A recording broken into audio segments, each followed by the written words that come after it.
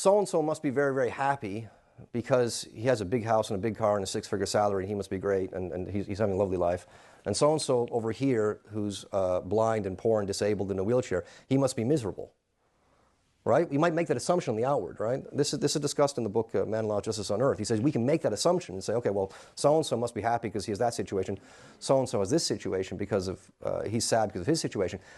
But he says, no, the tribulation is not measured that way. Tribulation is measured by how it affects the heart, how it affects the soul.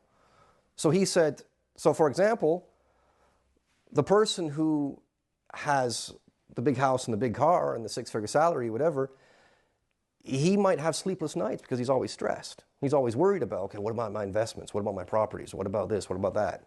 He might have a very, very stressful life, right? Whereas the person who's blind and disabled or poor and in a wheelchair, he might just be content with Allah. He might sleep well at night and just think, okay, this is what Allah willed for me, and khalas. And he sleeps and he's patient with his Lord. You see? So we can't judge it that way. So he says that where it all rests is in the heart. That's what tribulation is. It all rests in the heart. And he says here, and then he quotes the other ayah in Surah Al-Nahl 97, where Allah says, "Man amila salihan min dhakrin untha wa huwa mu'minun falanuhyiyannahu hayatan tayyibah walanajziyannahum ajrahum bi ahsani ma kanu ya'malun." So anyone who acts rightly, male or female, being a believer, we will give them a good life.